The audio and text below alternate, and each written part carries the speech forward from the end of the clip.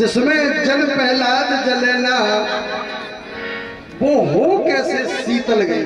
ये अचंभा हो गया, हो कैसे शीतल गई और होलिका वही अगन में जल गई।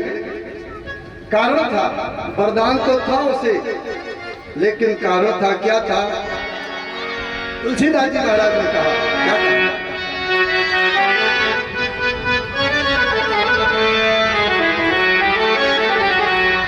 कि जो अपराध भक्त कर कदही, राम रोष पावक।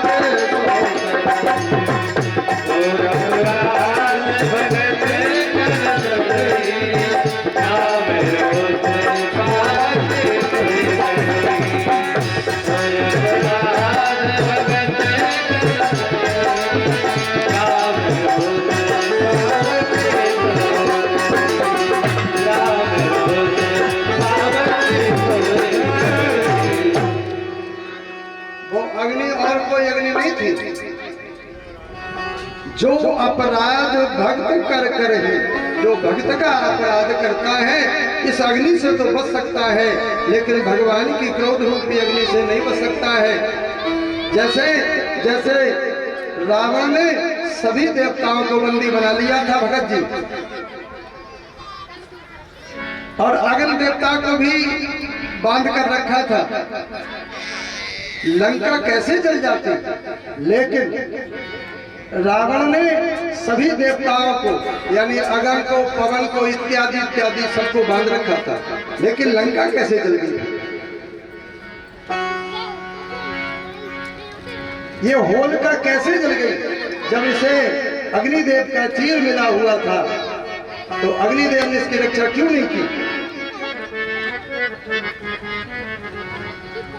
प्रहलाद जी उस अग्नि से बचे।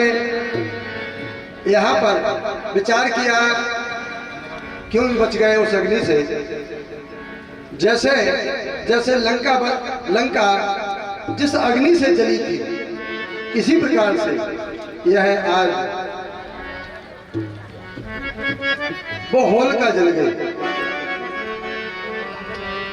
क्योंकि सारे देवताओं को रावण ने भी बांध रखा था, अग्नि को भी बांध रखा था।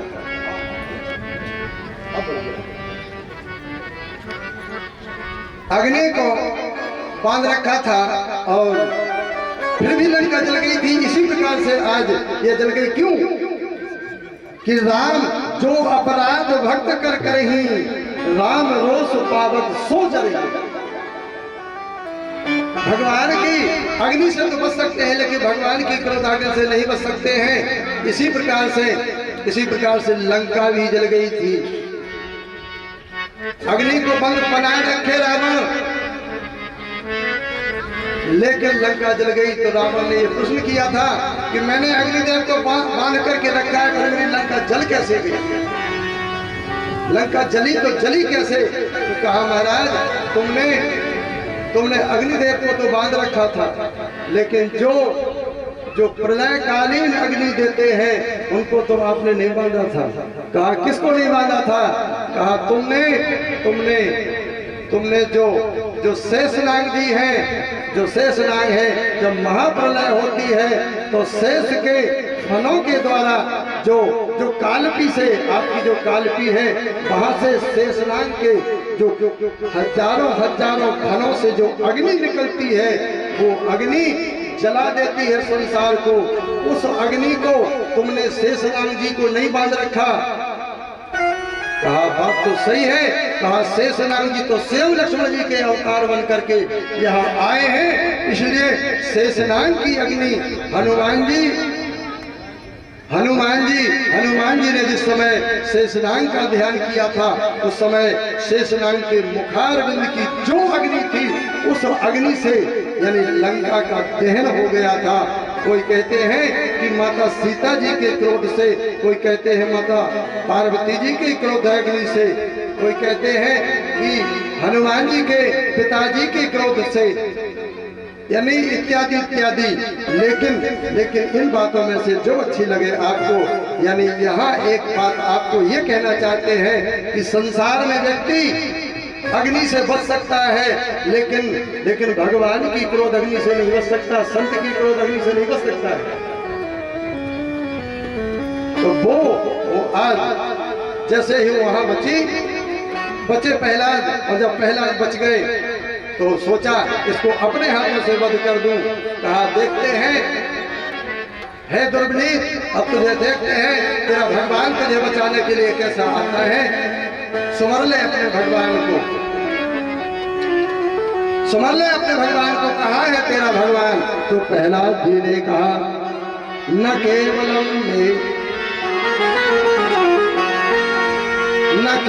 में भवतस् राजन सा वै बलम बलिनाम चा परेशान।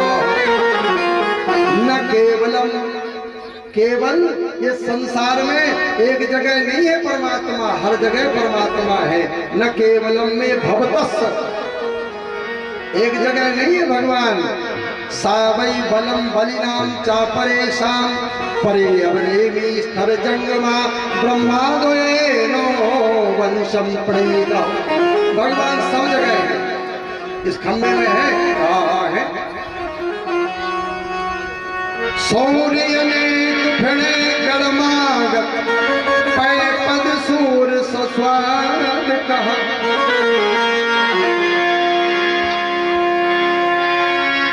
उन काल मजीरा बजात फिरे मेरा मत भरे से चाय कहा। श्री राम कथा कितनों ने लिखी पर तुलसी सी मर्याद कहा। नरसिंह बसे प्रतिखंबन में पर कालन को पहला कहा। आज भी भगवान हर जगह विराजमान है, लेकिन काढ़ने के लिए पहला चाहिए। कहा हाँ इस खम्भे में है, और जैसे ही खड़ग को उठाया और उस खम्भे पर जब प्रहार किया तो उस समय जैसे ही खम्भे पर प्रहार हुआ,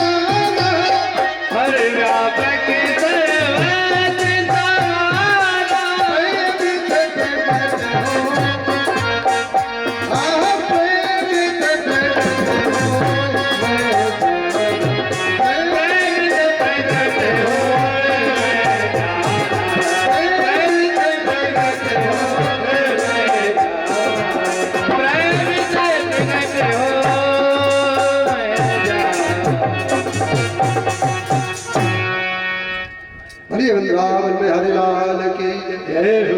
भगवान वहां उस खम्भे को फाड़ करके प्रकट हो गए।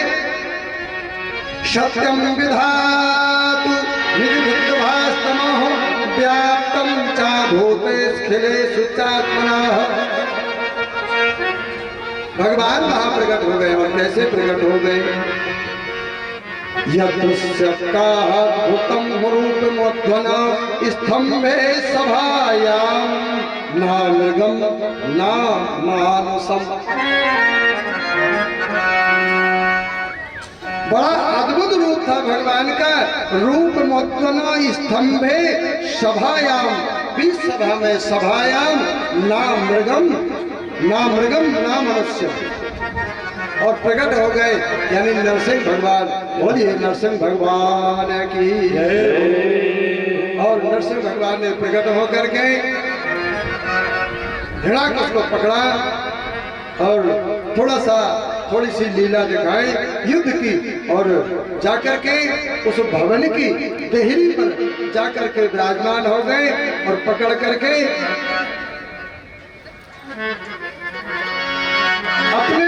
अपने भक्त का उद्धार करने के लिए भगवान ने, देखिए कितने सौभाग्य की बात है ये। हिरण्याक्ष का सौभाग्य तो देखिए, लोग कह देते हैं पापी, लेकिन सौभाग्य तो देखिए मरते समय अच्छा है कि कोई पृथ्वी माता की गोद में होता है, कोई पुत्र की गोद में होता है, लेकिन आज हिरण्याकश भगवान की गोदी में पड़ा है। ये सौभाग्य है। और भगवान ने उसके सीने को फाड़ा, उसकी अंतड़ियों को निकाला, विचार किया कि इसने हमारे आराध्य भोलेनाथ की बहुत तपस्या की है। भोलेनाथ की बहुत तपस्या की है, ये हमारे भोलेनाथ का भक्त है। तो उसकी आंखों को लेकर के भगवान ने अपने गले में धारण कर लिया। अपने गले में धारण कर लिया, क्योंकि ये हमारे आराध्य भोलेनाथ का भक्त है। और जैसे ही उन आंतियों को, उन आंखों को गले में धारण किया तो वो मणियों की माला बन गई। चलिए, वो मणियों की माला बन गई। यहाँ पर भगवान का बहुत विकराल रूप हो गया। उस समय ऐसा लगने लगा कि ये त्रिलोकी को खा जाएंगे। लक्ष्मी जी से कहा कि लक्ष्मी जी आप जाइए, उनको शांत करिएगा। तो साक्षात श्री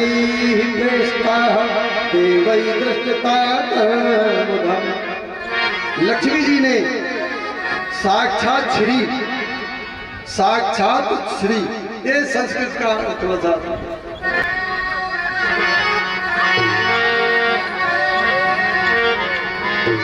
साक्षात लक्ष्मी जी ने जब देखा कि ये भगवान विकराल रूप धारण किए हैं, तो लक्ष्मी जी ने भी हाथ खड़े कर दिए, हम इनको शांत नहीं कर सकते।